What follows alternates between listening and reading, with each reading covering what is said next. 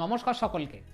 বীজগণিত বা অ্যালজেব্রার যোগ এবং বিয়োগ অর্থাৎ অ্যাডিশন অ্যান্ড সাবট্রাকশন একেবারে সঠিক আর নিখুঁত পদ্ধতিতে কিভাবে করে করতে হয় সেটাই আমরা আজকের ক্লাসে শিখব। তাহলে চলো আর দেরি কিসের, বোর্ডেই দেখা যাক। আচ্ছা, বীজগণিতের যোগ এবং বিয়োগের একদম যে প্রধান বা মেন যে শর্ত সেটা হলো এই প্রদত্ত রাশিগুলির নিধান এবং ঘাতগুলিকে সেম হতে হবে। মানে যে রাশিগুলোর যোগ বা বিয়োগ যাই আমাদের সলভ করতে দিক না কেন, তাদের যে নিধান বা বেস এবং ঘাত বা পাওয়ার যেগুলো রয়েছে তাদের প্রত্যেকটাকে সেম বা একই হতে হবে। মানে ধরো কোনো এক রাশির নিধান বা ঘাত যদি অপর কোনো এক রাশির নিধান বা ঘাতের থেকে একটু আলাদা বা অন্যরকম হয়ে থাকে, তবে সেই রাশিগুলোকে আমরা যোগ বা বিয়োগ কিন্তু কখনোই করতে পারবো না। তার মানে প্রত্যেক কটা রাশির এই বেস আর পাওয়ার এইগুলোকে সেম হতে হবে, তবেই আমরা সেই রাশিগুলোকে যোগ বা বিয়োগ করতে পারবো। তাহলে এই মেইন শর্তটা সবাই ভালো করে একটু মাথায় রাখবে।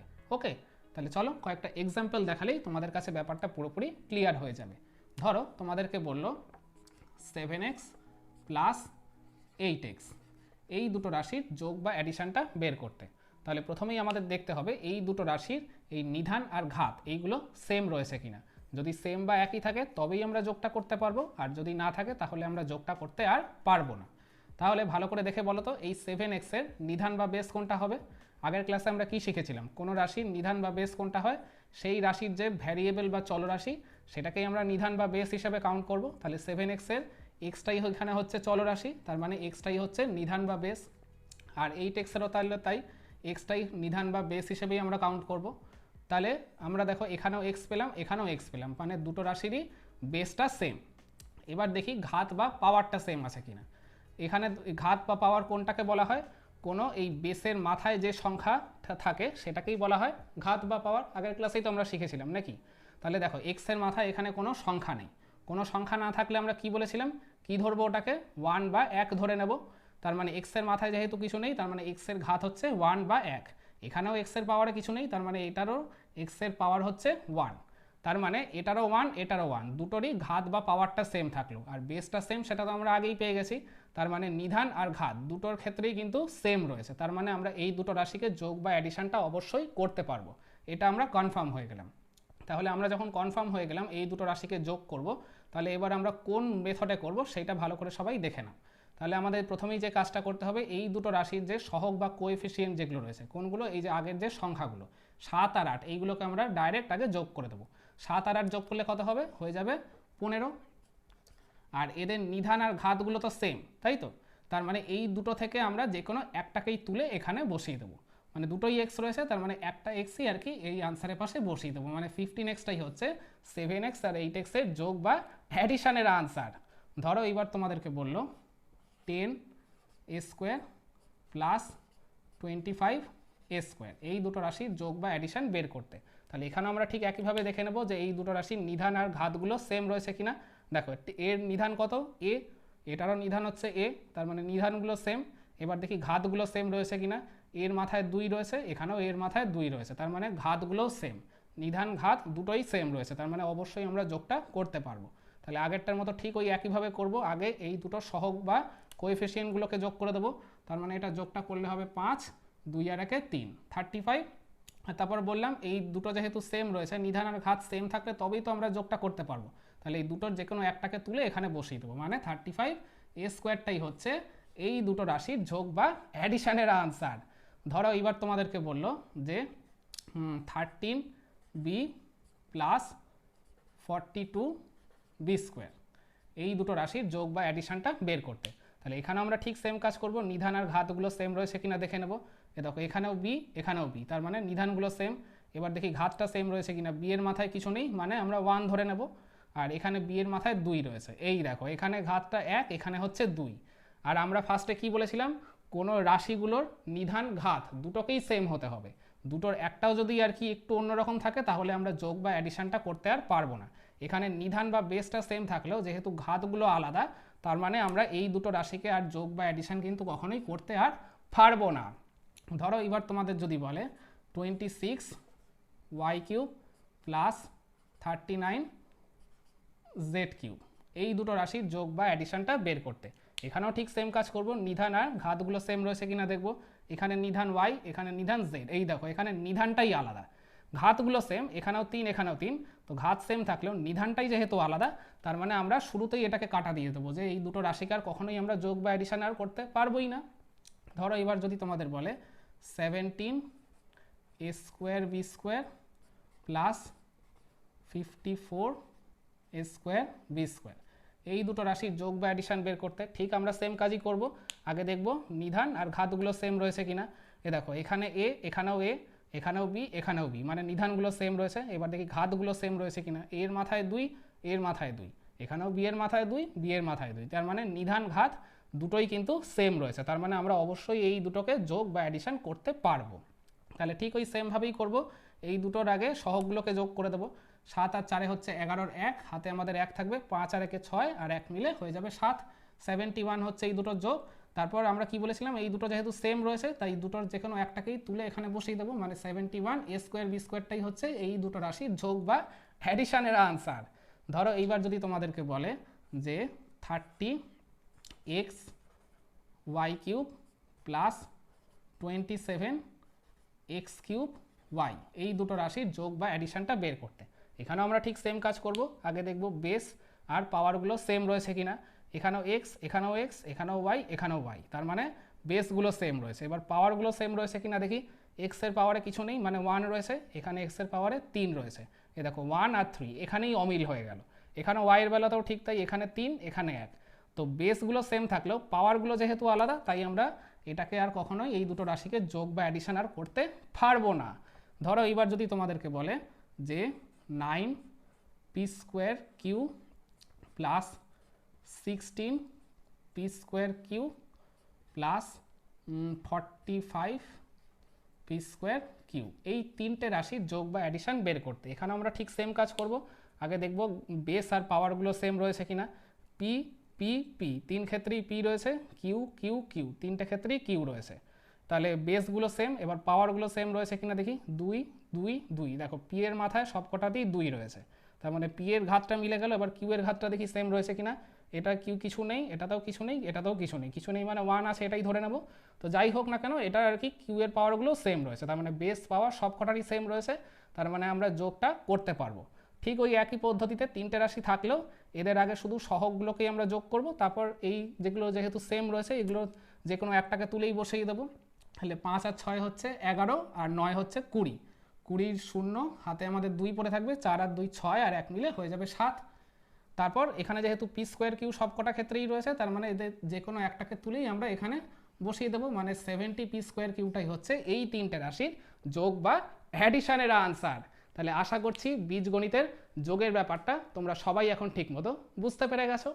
তাহলে চলো এইবার আমরা ঠিক একইভাবে বীজগণিতের বিয়োগ বা সাবট্রাকশনও করতে শিখি। ধরো তোমাদেরকে বলল 15a মাইনাস 6a, এই দুটো রাশির বিয়োগ বা সাবট্রাকশন করতে। তাহলে এখানেও আমরা ঠিক আগের বারের মতোই একই জিনিসই ফলো করব। দেখবো যে এই রাশি দুটোর নিধান আর ঘাতগুলো সেম রয়েছে কিনা। এ দেখো এখানেও এ, এখানেও এ, তার মানে নিধান বা বেসগুলো সেম। এবার দেখি ঘাতগুলো সেম রয়েছে কিনা। এর মাথায় কিছু নেই, মানে 1 রয়েছে, এখানেও এর মাথায় কিছু নেই, মানে 1ই রয়েছে। তার মানে বেস আর পাওয়ার দুটোই যেহেতু সেম রয়েছে, তার মানে এই দুটো রাশিকে আমরা অবশ্যই কিন্তু বিয়োগটা করতে পারবো। তাহলে প্রথমে আমাদের এই 15 থেকে 6, মানে এই দুটো সহগকে আগে নর্মালি বিয়োগ করতে হবে। তাহলে 15 থেকে 6কে বিয়োগ করলে কত হবে, হয়ে যাবে 9। তারপর বেস আর পাওয়ার যেহেতু সেম রয়েছে তাই দুটোর যে কোনো একটাকেই তুলে এখানে বসিয়ে দেবো, মানে 9, এটাই হচ্ছে এই দুটো রাশির বিয়োগ বা সাবট্রাকশনের আনসার। ধরো এবার যদি তোমাদের বলে 20 বি স্কোয়ার মাইনাস 5b, এই দুটো রাশির বিয়োগ করতে। এখানে আমরা ঠিক সেম জিনিসই ফলো করব। বেস আর পাওয়ারগুলো সেম রয়েছে কিনা দেখব। বি, এখানেও বি সেম, এখানে মাথায় 2, এখানে মাথায় কিছু নেই, মানে 1 রয়েছে। এই দেখো বেসগুলো সেম থাকলেও পাওয়ারগুলো যেহেতু আলাদা তাই এই দুটো রাশিকে কিন্তু আমরা কখনোই আর বিয়োগ বা সাবট্রাকশন করতে পারবো না। ধরো এবার যদি বলে 11 x cube minus 34 x cube, এই দুটো রাশির বিয়োগ করতে ঠিক সেম কাজ করব। বেস আর পাওয়ারগুলো সেম রয়েছে কিনা দেখব। এক্স, এখানেও এক্স সেম, মাথায় 3, এখানেও মাথায় 3, তার মানে বেস আর পাওয়ার দুটোই কিন্তু সেম রয়েছে, তার মানে এই দুটো রাশিকে আমরা অবশ্যই কিন্তু বিয়োগটা করতে পারবো। দেখো এখানে ভালো করে 11 আর পরে 34, মানে 11 থেকে আমাদের 34 বিয়োগ করতে হবে, মানে ছোট সংখ্যা থেকে আমাদের বড় সংখ্যা তাহলে বিয়োগ করতে হবে। এটা কি আমরা করতে পারবো? আগে কি কখনো আমরা করেছি? না, আগে তো আমরা পাটিগণিতে এই টাইপের অঙ্ক কখনোই করিনি। আমরা সবসময় শিখেছি যে বড় সংখ্যা থেকেই ছোট সংখ্যা বিয়োগ করা যায়, কিন্তু এখানে তো দেখছি ছোট সংখ্যা থেকে বড় সংখ্যা বিয়োগ করতে দিয়েছে। তাহলে এখন আমাদের উপায় কি বলতো? কিন্তু মজার ব্যাপার হলো বীজগণিতে এই ধরনের অঙ্কগুলো সলভ করা যায়, মানে ছোট সংখ্যা থেকে বড় সংখ্যাকে আমরা অনায়াসে কিন্তু বিয়োগ করতে পারি। তাহলে ভালো করে দেখে বলো 11 আর 34-এর মধ্যে কোনটা বড়? অবশ্যই 34টা 11 থেকে বড়, তাই তো? তাহলে তোমরা যে কাজটা করবে, নর্মালি 34 থেকে আগে 11টাকে রাফে বিয়োগ করে নেবে। তাহলে 34 থেকে 11 যদি আমরা বিয়োগ করি কত হবে বলো তো? এটা হবে 3, এটা হবে 2, মানে 23। আর বেস আর পাওয়ার যেহেতু সেম রয়েছে তাই দুটোর একটাকে তুলে এখানে আমরা বসিয়ে দেবো। এইবার আমাদের খেয়াল রাখতে হবে যে বড় সংখ্যা যেটা তার সাইন কোনটা। ওকে, তার মানে 11 আর 34-এর মধ্যে বড় সংখ্যাকে অবশ্যই 34টা। তাহলে এর সাইন কি আছে? মাইনাস। এর আগের যে সাইন সেটাকেই আমরা এই সংখ্যার সাইন হিসাবে ক্যালকুলেট করব। তাহলে এই যেহেতু 34টা বড় সংখ্যা তাই এর সাইনটাকেই আমরা আনসারে বসিয়ে দেবো, মানে -23x³ হচ্ছে এই দুটো রাশির বিয়োগ বা সাবট্রাকশনের আনসার। আশা করি সবাই বুঝতে পারলে এই ব্যাপারটা। ধরো এইবার যদি দেয় -17ab -36ab, এই দুটো রাশির বিয়োগ বা সাবট্রাকশন করতে এখানেও আমরা ঠিক ওই সেম কাজটাই করব। আগে দেখব বেস আর পাওয়ারগুলো সেম রয়েছে কিনা। এখানে এ সেম, এখানেও বি, এখানেও বি সেম। পাওয়ারে যেহেতু কিছু নেই তাই প্রত্যেক কটার পাওয়ারে 1 রয়েছে, এটাই ধরে নেব। তার মানে বেস পাওয়ার সবকটাই সেম রয়েছে। কিন্তু ভালো করে দেখো এখানে দুটোই আমাদের দুটো টার্মই মাইনাসে রয়েছে। তাহলে আমরা এখন এটা কি করে সলভ করব বলো তো?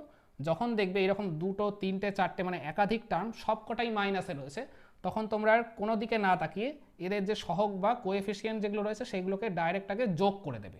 আবারও বলছি, যোগ করে দেবে। ওকে, তাহলে 17 আর 36 এই দুটো যোগ করলে কত হবে বলো তো? 7 আর 6 হচ্ছে 13, 3 হাতে 1, 3 আর 1 4 আর 1 5, তার মানে 53। আর বেস পাওয়ার যেহেতু সেম রয়েছে তাই দুটোর যে কোনো একটাকেই তুলে আমরা বসিয়ে দেবো। দাঁড়াও, কিন্তু আনসারটা এখনও শেষ হয়নি।